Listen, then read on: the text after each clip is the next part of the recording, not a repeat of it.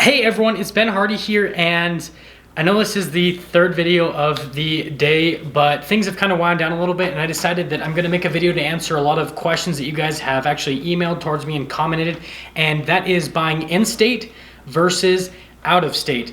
So first off, we're going to go into the purchases in-state and what that's kind of like, and then compare that to buying a vehicle out-of-state. Obviously, if you don't live in the US, this isn't really going to apply to you. This is mainly going to apply to purchases in the United States. But with all of that, let's get into the video. So first off, with in-state purchases, they're pretty straightforward. You go into a dealership and you buy a vehicle, and since you're already in state, the dealership will collect taxes for your state if you do have taxes. There's a couple states that don't have vehicle tax, like Montana, for example, does not have vehicle tax, so there's no taxes to be collected, but the dealership will collect your taxes, and then they can do all the title, licensing, registration, all that kind of stuff. They can have that included with the car purchase. So if you are financing the car, you can have all of those fees, everything included into the financing. They send it over to the DMV. Pretty straightforward. You go into the dealership, you buy a car, you get a temporary tag once your license plates come in from your state. You go back to the dealership, typically pick up your license plate, and you are off on your way. It's really simple and straightforward. Now, out of state is where things get a little bit more complex, but actually not a whole lot more complex.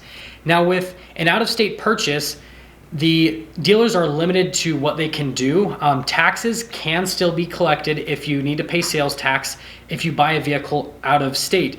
Now, you are not paying sales tax for the vehicle in the state that you're buying it. So like, let's say that, I live in Utah, for example, and let's say I want to buy a vehicle out of California. I will not pay California sales tax. I pay sales tax for the state that I'm going to register the vehicle in. So if I, like I said, live in Utah, I would pay sales tax for Utah still. So you still pay the same tax rate for the state that you register the vehicle in. So the dealership can include sales tax into this purchase essentially. However, they cannot include the title, licensing, and registration, all that kind of stuff. You still have to go and register it yourself in state. So basically, the dealership takes all the paperwork from the vehicle purchase. They send it over to your state's DMV, and then you have to go into the DMV and register it yourself.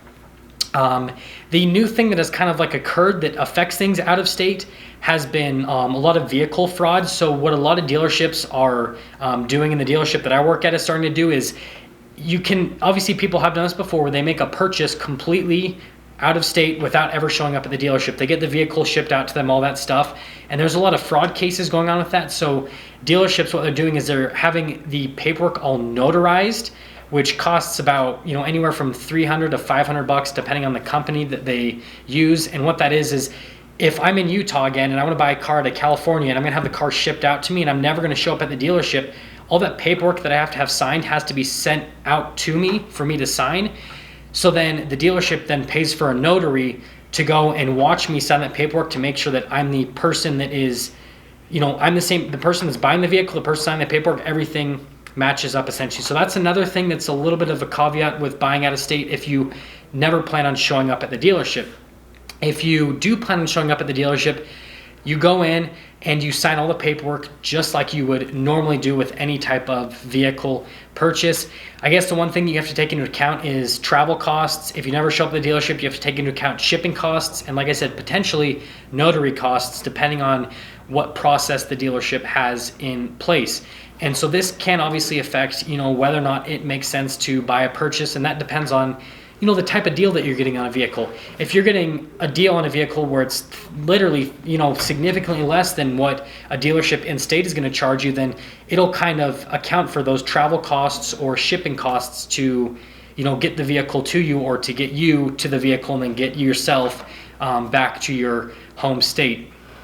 So to sum things up, essentially the difference between in-state and out-of-state, the big things is in-state, everything happens through the dealership, really streamlined, really simple. Out-of-state, most of the stuff happens through the dealership. You just kind of have to account for more things. So you have to account for travel costs, potentially notary costs if you plan on never showing up to the dealership. You've got to make sure that you've set aside money to register the vehicle yourself, since the out-of-state dealer cannot register it for you. Sales tax will be the tax for the state that you register in, the vehicle in, not the state that you purchased the vehicle in. So make sure to do that, so your tax rate will never change. Doesn't matter where you buy from. So make sure that you guys kind of keep that in mind if, you know, saying, oh, I'm going to go buy a vehicle from Montana and save myself sales tax, because you have to live in Montana to do that. So just make sure to keep that all in mind. And to finalize this video, if you guys want to see more content like this, leave that down in the comment section below, or you can message me. I'll be more than happy to make more videos like this, give you guys kind of inside tips, all that kind of stuff to help your purchasing process a whole lot easier. I hope this helped you guys out. If there's anything in this video that I said that was a little bit unclear that you guys would like me to clarify, I'm more than happy to make a follow-up video to clarify those questions. But as always, if you're stopping for the first time, please subscribe, comment down below what you thought, and then I will see all of you in that next video.